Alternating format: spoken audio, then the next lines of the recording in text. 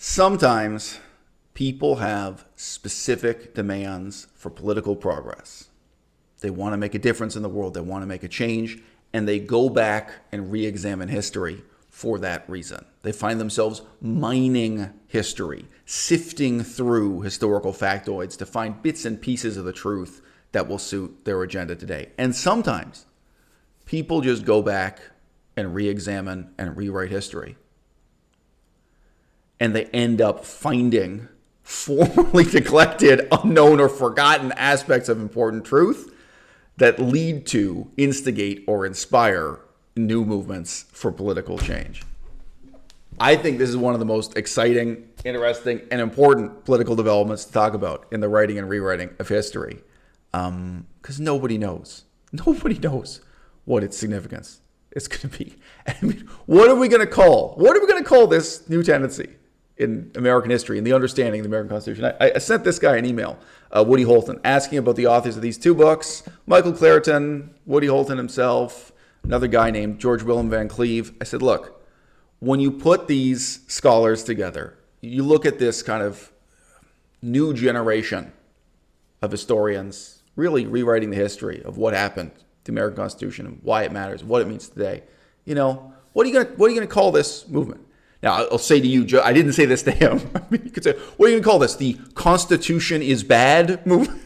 I mean, you have a nation of hundreds of millions of people who are raised from birth to believe the Constitution is the best and the greatest thing, not just in America, but in the history of the world. They really do. They look with near religious reverence on the history of the American Constitution and on its present function and significance in the world today. And you have a bunch of PhD-laden scholars rewriting that history and exposing it for what it is. What are we going to call this? The debunking the Constitution movement? Didn't say that. I said to him, look, this is, this kind of breathtaking new generation of historical scholarship coming out in the shadow of the very strange precedent of what Charles Beard published fully 100 years ago. I'll say more about that in a minute. What are we going to call this? We're going to call this the post-Beard movement in history. The anti-Beardists, what is this? Because in many ways what they're doing now is correcting and contradicting what Charles Beard wrote 100 years ago, even though the tendency began with him. And he did send me back a couple very interesting replies I got from this author. And he joked, he said, well, we can call them the clean-shavens. These are the clean-shaven scholars of American constitutional history. My own autobiography plugs into this story in a peculiar way. There was a time when I was young. Hard to imagine, but stick with me. There was a time when I was young, back around, say, 1999. I was in university myself, and I can remember face-to-face verbally insisting on this kind of analysis of the American Constitution with friends and colleagues of mine. I remember one guy who was a colleague in the Green Party that was involved in ecological politics back then, and city hall, municipal level democracy rather than federal, for various reasons.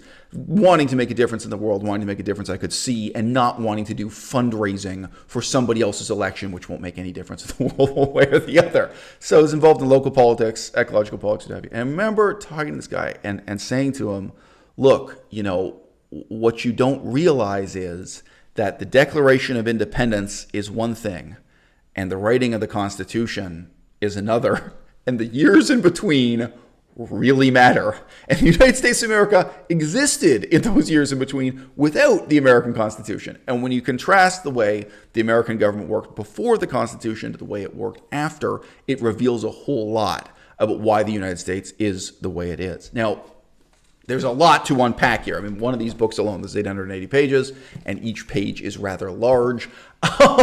There's a lot more to say about it than that.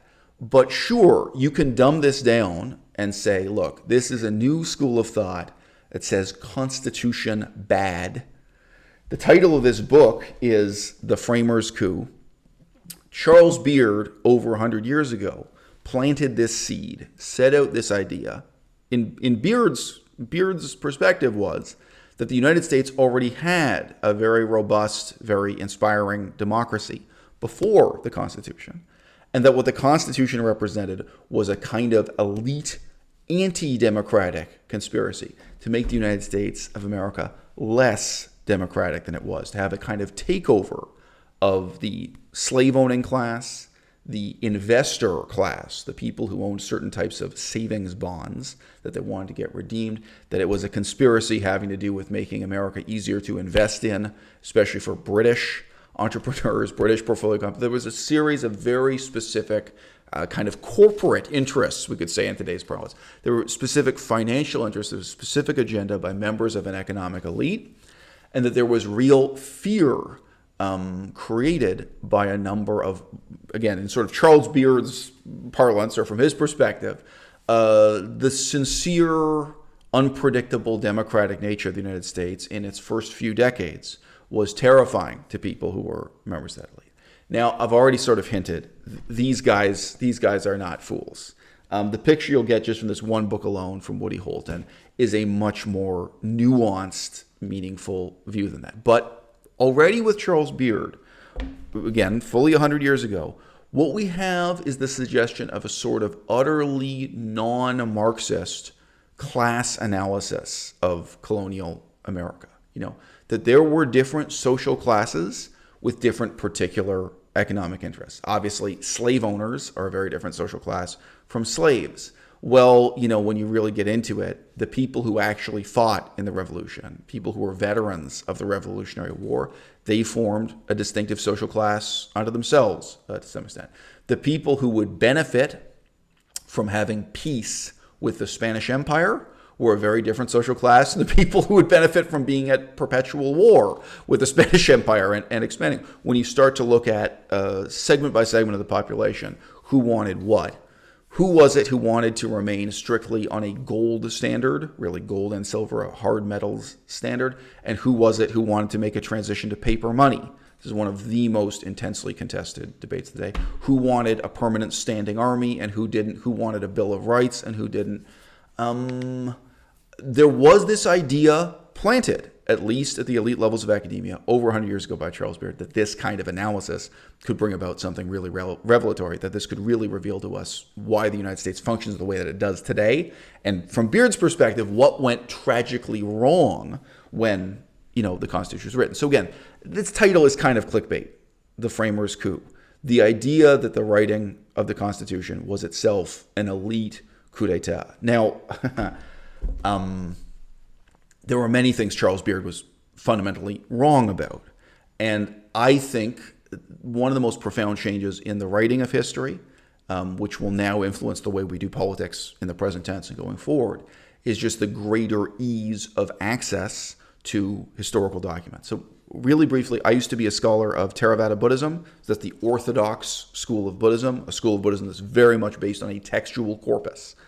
So this textual corpus is much bigger than the Bible. It fills a couple of library shelves. It's a whole bunch of ancient texts that 100 years ago were really hard to leaf through and find what you were looking for, even if you have an index. There may be no index. There may be handwritten manuscripts you're working with, whatever your scenario is, right?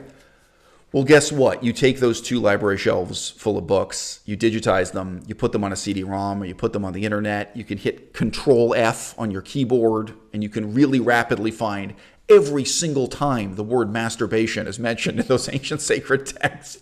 You can find every single time the word slave and slavery are mentioned in those texts. Things that used to be debatable and wrapped in a sort of haze of cognitive dissonance and voluntary ignorance, the difficulty of opinion. Well, who can really say exactly what the position of the Buddha was on slavery? Yeah, well, guess what? Now anyone can hit Control-F. They can go through and read every single passage that mentions slavery, and they can draw their own conclusions. Something similar has happened in the 100 years since Charles Beard was the influential person in this field, in that haze, the haze of voluntary ignorance and cognitive dissonance started to disappear.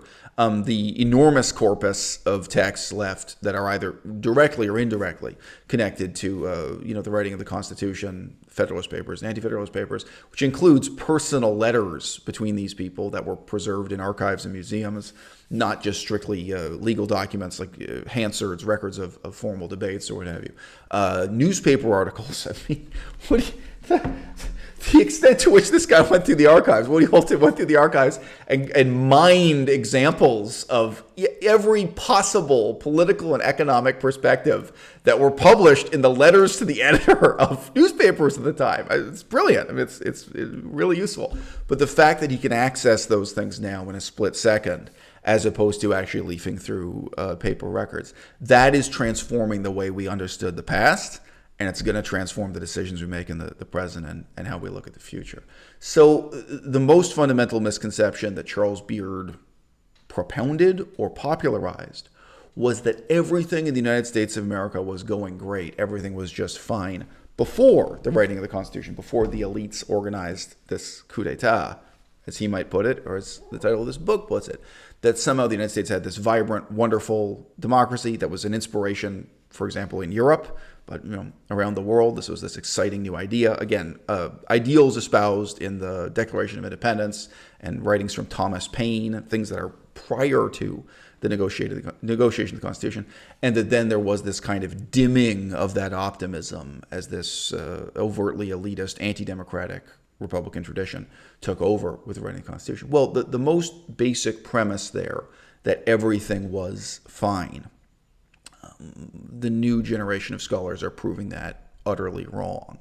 The United States was a deeply dysfunctional democracy in the years prior to the Constitution. There were very serious, and you could say insoluble, problems that were tearing the country apart. And you can, in examining this history, you get to question to what extent your own values are on the side of elitism, and to what extent you sympathize with the populists or the so-called Democrats in this situation. Okay, well, probably everyone in this audience would say that they believe in democracy. Taxes are unpopular. People don't want to pay taxes. Some people are literally willing to kill the tax collectors rather than pay taxes. Do you send in the army to force them to pay taxes? Now, again, this is a simplification. You can get the version that's in 800 pages, the version that's in 400 pages. You can read through this history for yourself. But if you don't come to these books with some kind of fundamentally anarchic view that armies don't have any business to existing, that the government has no business collecting taxes to maintain a navy, that the government shouldn't be able to negotiate a peace treaty with the French and the Spanish, like the most basic suppositions about government competence and what it will take to sustain a professional government service of that kind. That is really what's being questioned and called into debate in that period.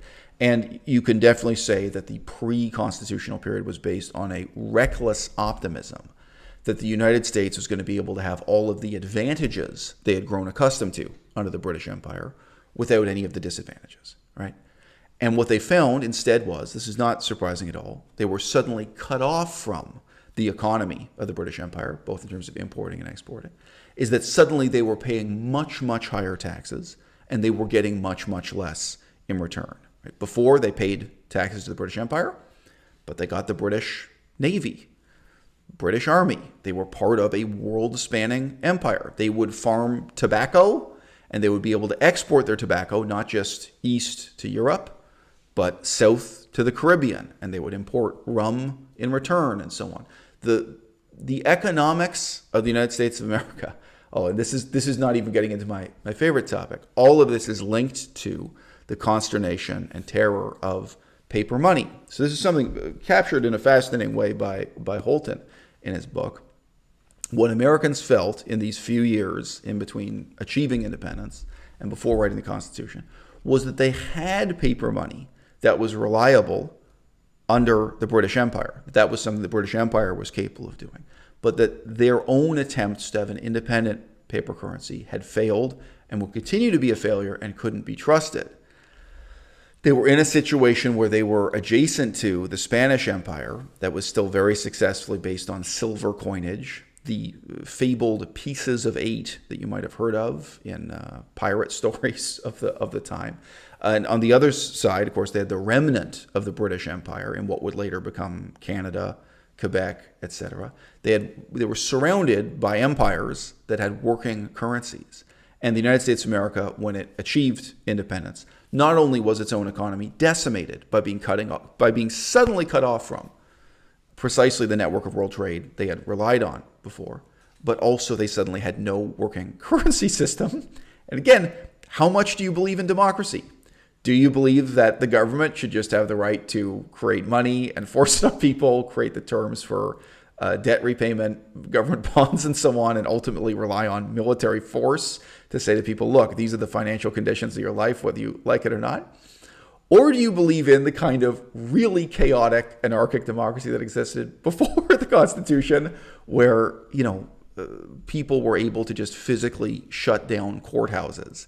They were able to go in through violence just because it wasn't popular. They were able to, both through their vote and through mob violence, prevent the most basic functions of the state on a day-to-day basis, including, crucially, tax collection, debt repayment, maintaining of armies, so on and so forth. Okay, so there's been a kind of profound maturation of the Charles Beard hypothesis, right? So if you say 100 years ago, Charles Beard was saying the Constitution cannot be understood as the pinnacle of democratic achievement. It has to be understood as a counter-democratic, anti-democratic movement brought about by certain very definite elites. Now, at that level of generalization, this new generation of books coming out is affirming Charles Beard's hypothesis. However, Beard, without being a Marxist, he engaged in this type of social class analysis very clearly to try to vilify the elite classes, to say, well, they were wrong and this is bad and evil. And he's also claiming that there really was no crisis. There was no crisis to be solved, that this was all done kind of with bad intentions. The new generation of scholarship is instead revealing, well, there was a crisis. There was a very real crisis. There were tremendously important problems to be solved.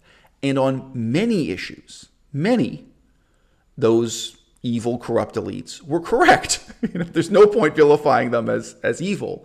People can be members of an economic elite and still be correct that the government needs to collect taxes, the government needs to pay its debts, that ultimately you can't have a form of democracy in which people can vote the state into bankruptcy, that there's going to be some measure of oppression, including the oppression involved in creating paper money, all of these things that today we take for granted. But what comes out of that today? I've Googled around a lot for reviews of these books. The two I've shown you on camera, George William Van Cleve's 2019 publication, a couple of other books that are part of this new generation of scholarship. And it's fair to say in 2021 that the formal academic book review is dead, and even the formal newspaper book review is dead. But what you find instead are a lot of sincere, informal, emotional reactions to these books posted on the internet. Sometimes from people with PhDs, really, some of them were from career academics. Some of them just from members of the public at various levels of erudition and engagement. And what I saw again and again was people asking, what are we supposed to believe now? What are we supposed to do now? And I'm not American. I'm Canadian. And as has been mentioned, when I was a very young man, because of my own reading, my own research, I was already kind of very biased in favor of this approach to understanding the American Constitution, both in how it was written, why it's written the way it is, why it has the advantages and disadvantages it has. Very fundamentally, people are being asked to shift from having an almost religious reverence for the Constitution as a document that was written to rule over all humanity in all times, in all places, forever, that it was this perfect achievement defining democracy that should remain unchanged for centuries thereafter. And instead, they're being led to a view of it, which, apart from the class analysis, apart from the questions of the elites versus democracy, et cetera, which is interesting in itself, instead, you're led to have a view of the Constitution as a very messy series of short-term solutions to short-term problems that barely made sense, at the time the Constitution was written, and that rapidly became revealed to be complete nonsense, to be a terrible way to govern a country within just 1 century after it was written. You switch from viewing the United States as a country with amazing achievements and an impressive culture, impressive economy, an impressive empire even, shall we say. you switch from viewing the American empire as something that is great because of its constitution to instead viewing it as something that has been great despite its constitution. This is the year 2021. Let me just ask you, what does it say in the Constitution about police brutality? It's easy to complain police brutality is terrible in the United States of America today, all right? What if I tell you that everything that's good about policing in the United States of America is not because of the Constitution, it's despite the Constitution? Doing this kind of reading, whether you're looking at the military, the civilian, the judicial aspect, the functioning of Congress, the reality is we're people who have modern expectations of what democracy is supposed to be. And we look for this system created with a series of very strange short-term compromises and stopgap measures. We look for it to satisfy or live up to those expectations when the system itself, the text itself, and so on, is instead truly a shameful relic of a past that is inextricably linked to not just slavery, not just genocide, but the stupidity of this one generation of really highly incompetent individuals who were in no way prepared to take on the task of defining how that country was going to be governed for just the next 10 years, let alone the next 200.